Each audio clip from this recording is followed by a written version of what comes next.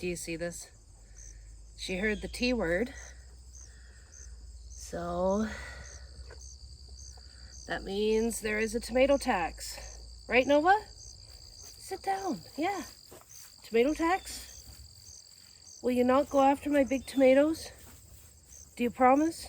Do you pinky swear? Are you sure? You're not going to go after them? Do you get this?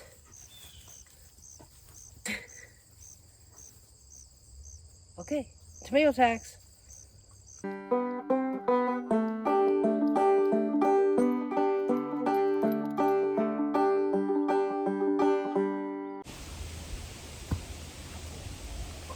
Hey guys, welcome to the Holby Homestead.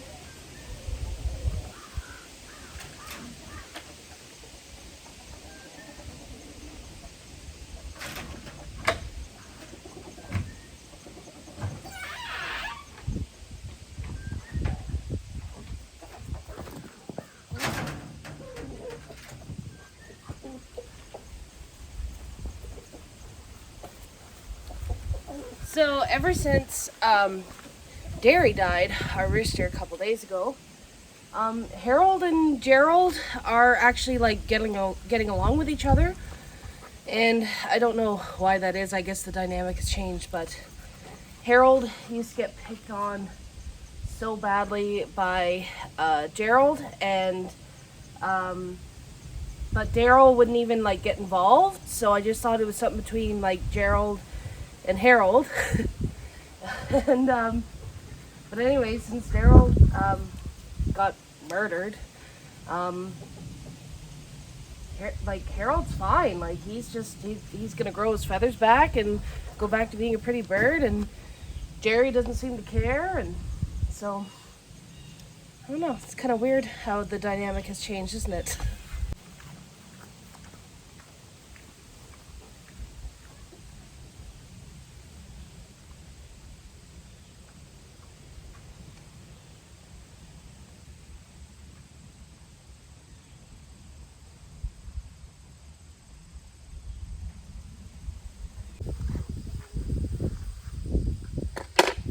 I'm gonna give you guys a little farming hack. So I'm wearing Crocs, and the nice thing about Crocs is that because they're rubber, they actually ground out an electric fence. So I could touch this fence. I'd still get a little bit of a shock, but it wouldn't be like as bad as like if I was barefoot. The reason I bring this up is that I gotta get over this fence to let out the hens. And to turn off this fence is way over at the house. So to save a couple trips back and forth and potentially forgetting to turn the fence back on, I'm going to give you this little hack here. So first of all, I'm wearing Crocs, so that does help with grounding. Second of all, I got one of these, what do you call these? Forever posts. They're like for electric fencing. They got the little hooks on them. And then the little metal end. Stepping posts. Anyways, we've got millions of these. This also works as a great grounding tool if you don't want to touch the fence. So I could just hop over this, but as a secondary precaution, because I hate getting shocked by fences and it's happened to me way too many times, I can use this to push the fence down and step over. That's a bit of an art, but I didn't get shocked, so.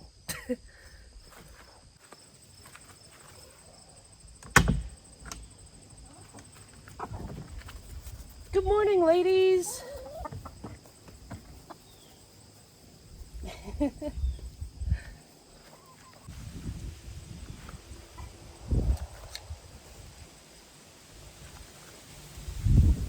So that's my little hack about getting over an electric fence.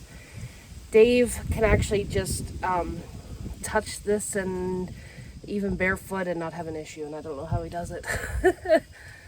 So, but I like to be a little bit more cautious. This fence can have a rip, especially since it's kind of damp this morning. It did rain all night, so I would say this fence is a little richer than what it usually is.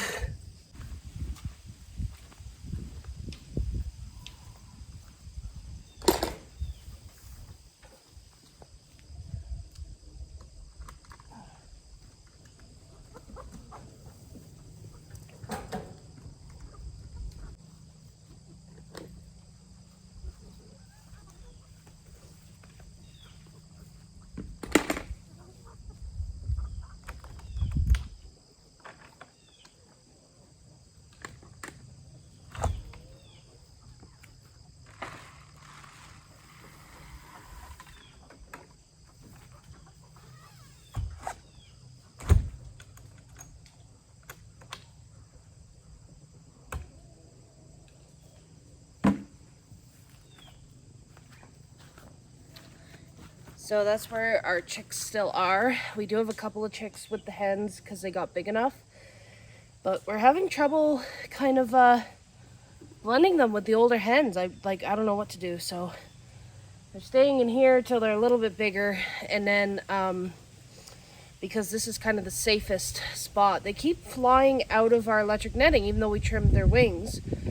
And they don't seem to understand that the electric netting means like don't fly out. So, and it just seems to encourage them to fly out. So, I don't know. This is a safer spot for them, but we're not going to keep them in here forever. So I think because we only have 2 roosters left, I think we're going to put Gerald, the aggressive one, in the hen netting because he is quite a feisty rooster, and if something did try to get in there, he would do some damage. And then Harold, our nicer, kinder rooster, I think we're gonna put the almost adult hens with him in the chicken tractor that the roosters are in, because then they can't fly out, they can't get out, and maybe do that for a bit. Not today, but maybe on the weekend, and see how that goes. Because like I said, I don't want to keep the chicks in here forever. It's not really that great. It's a great secure house for them to be in at night. Like, we never worry about anything breaking in there because like it's a solid building and it's insulated. But I don't know. I didn't think that integrating new hens would be this difficult, actually, because like nobody ever talks about it. So here I am talking about it. Anyways, moving on with my chores.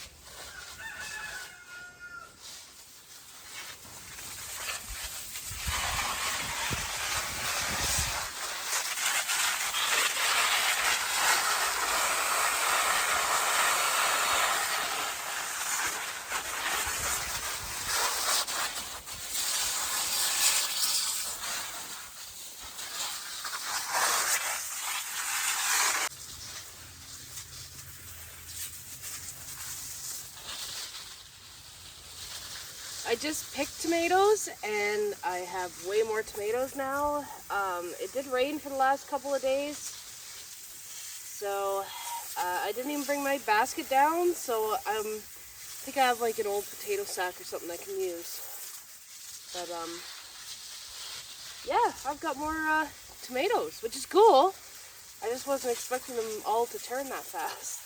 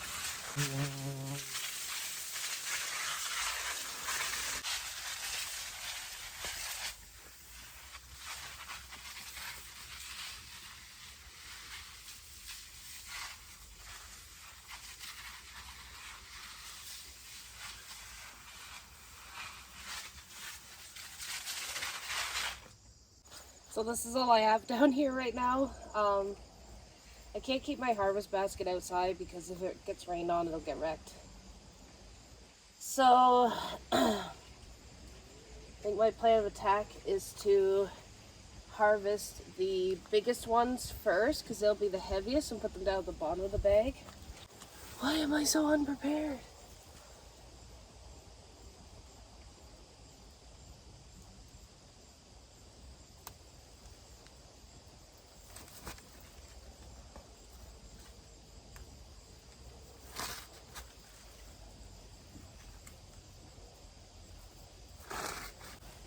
Oh,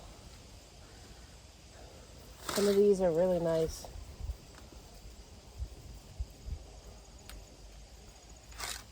I am wanting to make spaghetti sauce, canned spaghetti sauce. So I'm slowly getting enough tomatoes that I need. Nova, you don't need the tomatoes. She just came over here and tried to stick her face in the bag.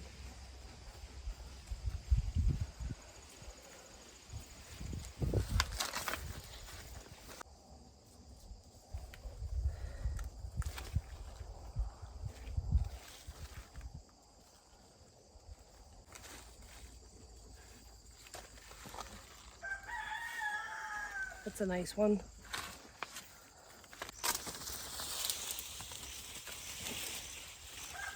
What happened here? This is really weird.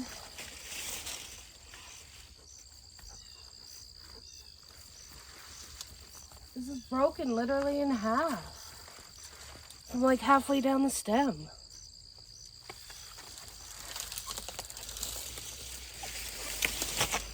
Well, that sucks.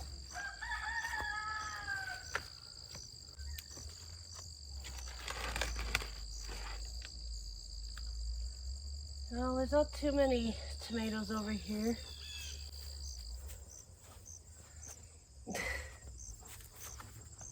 Do you see this? She heard the T word. So that means there is a tomato tax. Right, Nova? Sit down. Yeah. Tomato tax? Will you not go after my big tomatoes? Do you promise? Do you pinky swear? Are you sure? You're not going to go after them? Do you get this?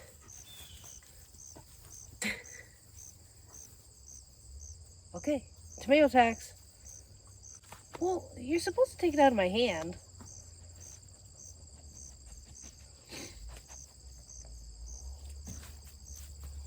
Okay, she got it.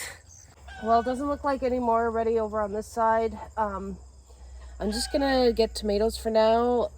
Listen, I know that there's millions of other stuff ready, and I'm just not gonna pick it right this moment. Probably later today. I just wanted to get the tomatoes out of here before they split or did anything. So I've got a full bottom part of the bag there of tomatoes, really big tomatoes. So I'm really happy about that. Anyways, this is gonna go towards spaghetti sauce for the winter. So this is the sound that Gerald makes when the fox is around. I'm gonna go up there and investigate. So he stopped now that I got closer, so maybe he was just going off for no reason.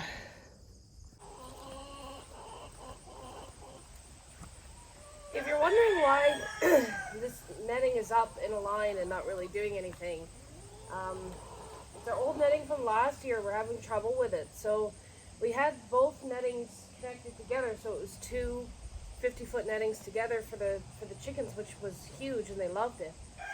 But it wasn't like keeping a good connection. So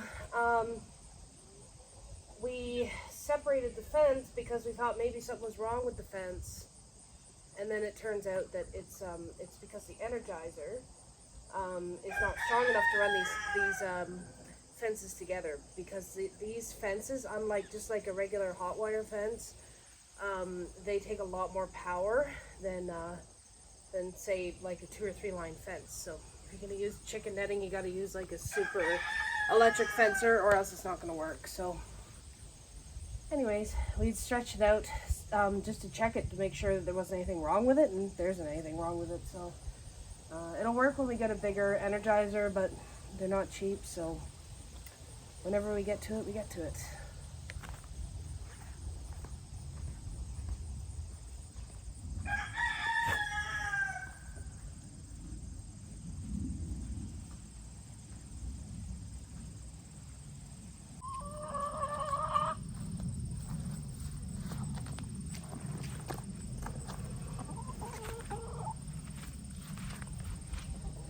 Yeah, if you didn't know this already, farming is not cheap.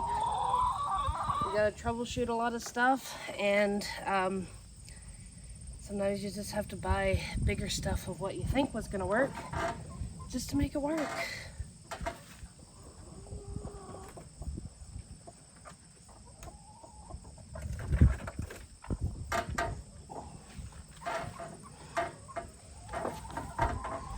So I have 2 broody hens now.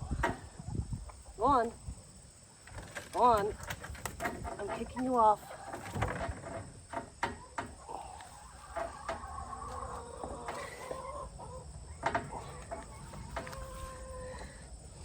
Oh, 4 eggs is not so bad. It's still early. I'll check again later on.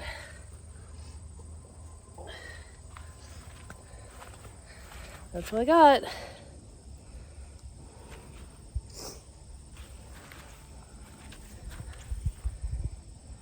see if I can do this without